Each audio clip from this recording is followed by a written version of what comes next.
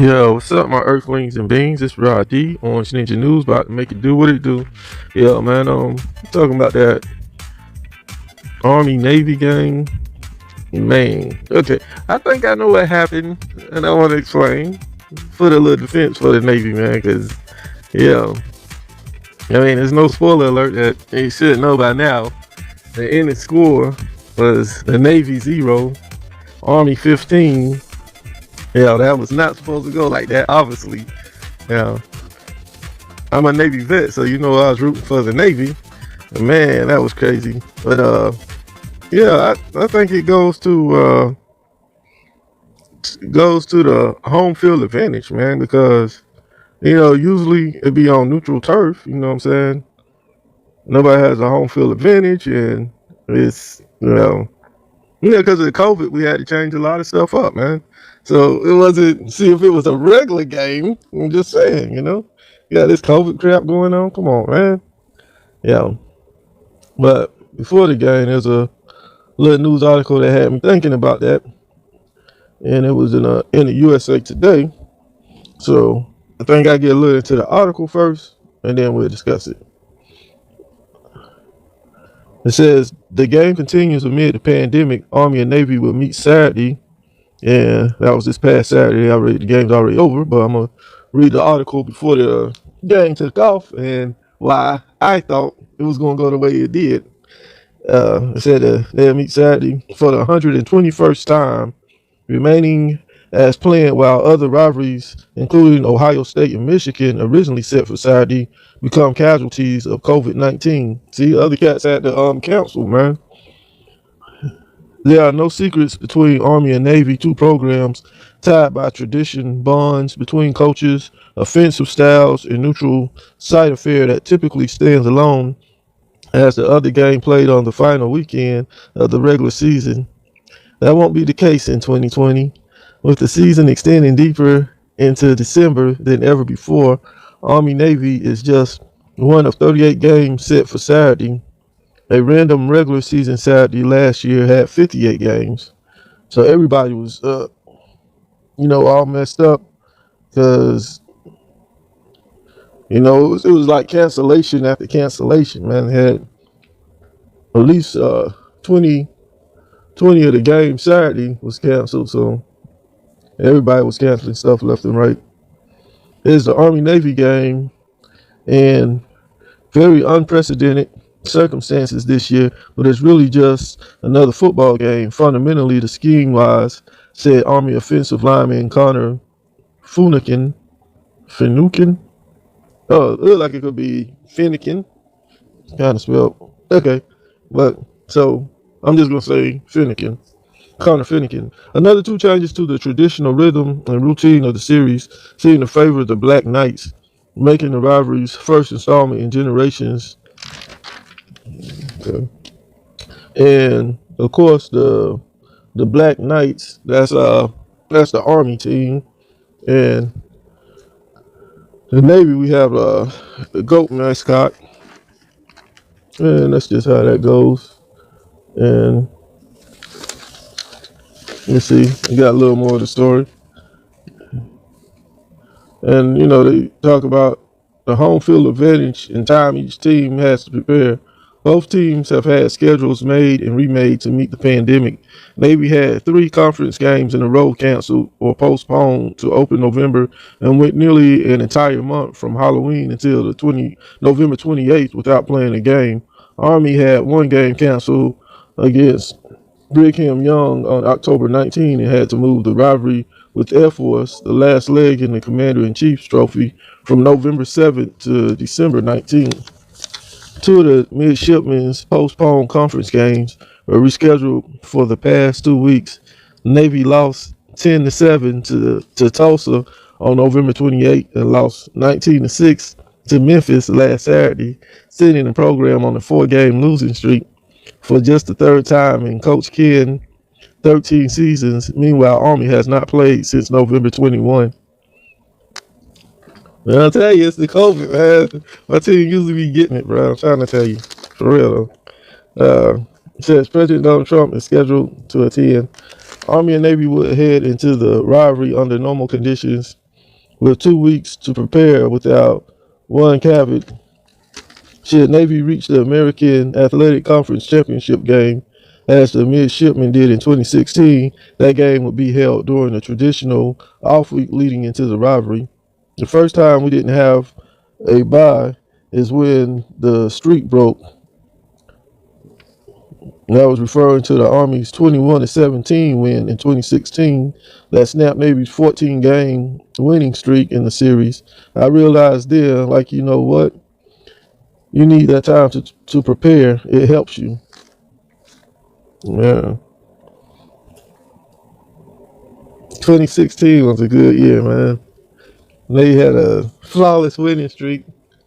You know, got them tripped up before the Army Navy game that year and lost to the Army. But until then, you know what I'm saying? You get tired, you get woe out with winning so much. Or maybe sometimes you're winning so much, you're like, oh man, let me relax on this game, you know? Yeah, either way, man, we're killing in 2016. Let's see, having time to prepare for an opponent is definitely an advantage. You can look at all the film. That's your one opponent. You're not worried about other teams. But I've also come to the conclusion that we're in the league. We made that decision. We were happy to be in the championship game. Navy butted into a similar situation with this year's game against Air Force, a 40-7 loss that saw the midshipmen held under 100 yards rushing for the first time in 4 seasons. While Navy's third game, the rivalry matchup, was the Air Force season opener, leading where else in the country would you play for something of value, and everybody's schedules are not the same. Yeah, anytime. See, the Navy usually beats the Air Force. So, you know, with COVID going on, and this year with them losing 40-7 to the Air Force, you kind of already knew. You're like, yeah, this season's a loss. You know, it's a wash this year. Let's just chalk it off to the COVID, is what I'm saying. Man. Saturday's game was supposed to be played in Philadelphia, which has hosted 6 of the past 8 games and 89 meetings overall, including in every year from 1945 to 1982. However, due to state restrictions and occupancy at outdoor events that would have prevented the entire corps of cadets and brigade of midshipmen from being in attendance, the academies decided to move the game to West Point. And that's what it was, man. They sit at West Point, New York, and you know what I'm saying? Now it's like, bam, the Army's got the advantage. You know, they got their home field advantage. So, man, you can't beat them on your own turf. Something be wrong. You know what I'm saying? You got the home field advantage. You better get them. Yeah, man. So the rivalry hasn't been played at Michie Stadium since 1943, during the heyday of Service Academy dominance in football, and has been held in West Point or Indianapolis, Maryland, just 6 times in the 120-year history of the series. 4 of those meetings came from 1890 to 1893. At first, I was disappointed. I didn't really want to go up there, said Navy cornerback Cameron Conley. Then I thought about the opportunity we have in front of us as a team to travel up to West Point for the first time since World War II and beat them on their home field and in their own stadium. It doesn't get much better than that. What?